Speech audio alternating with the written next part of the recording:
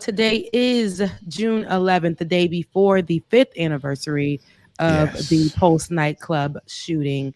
Pulse was a nightclub I used to.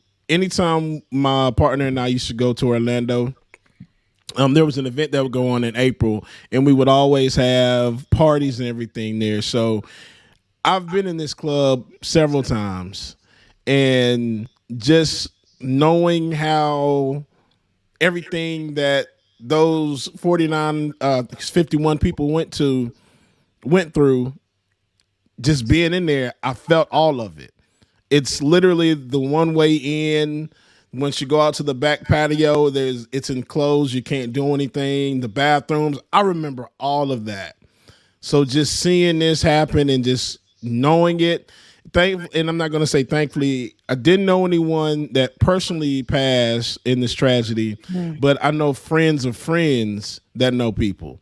Equally, somebody that passed away in there is known by one of my friends just from the connections and being in Orlando and Daytona. So it was a lot. Just having the connections of being there, it's just sad. Yeah. Looking through some of the stuff yesterday, man, it was very emotional. But we have to talk about it. We We have to let these people live on. We have Yeah, to. and we have to memorialize them. You're right. So just for context, so on the 12th, like you were saying, a 29-year-old man, Omar Mateen, he killed 49 people and wounded 53 more in the mass shooting inside Pulse, the gay nightclub in Orlando, Florida. Orlando police officers shot and killed him after a 3-hour standoff. That was 49 people that he killed, and he wounded 53 more. Congress is voting to, or has voted to make Pulse nightclub a national memorial. Yes. So, and that has been, and they said that 3 days before the fifth anniversary, the Florida and the U.S. Senate unanimously passed legislation designating the site of the gay club a national memorial, which I think is a big step in the right direction. I think, to memorialize these people in that Yes. mass shooting. If you have not seen how the memorial looks currently, there is.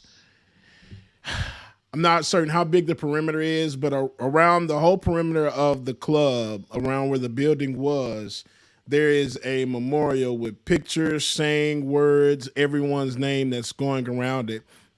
And they're also building a bigger memorial, which is going to lead from where the nightclub was to the hospital where everyone was Mm, going to. There's going to wow. be a walk with 49 trees with pieces from the club hanging from the trees like Wow. bells. It's going to be a really huge memorial, and I'm just glad that Orlando was doing that, and they're going to let everyone be able to come visit and experience that. And I think that's good, and I think it is a good step in the right direction. Yeah. But please don't be swayed by those devils. Because reading a couple of those stories, there was one representative that claimed that they were going to continuously help and push the LGBTQIA community forward. But here it is, just a few days ago, y'all canceled some of our major support Wow. that was in there. So Wow.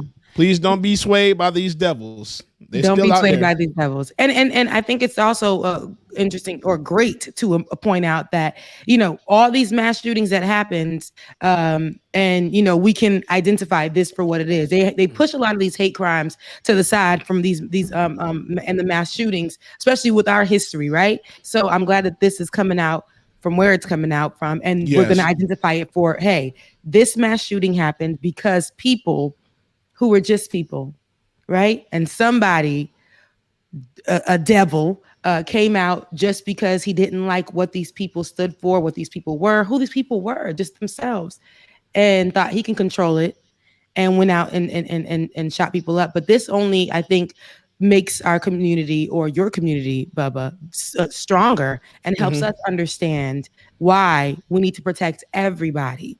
Regardless, everybody deserves to live.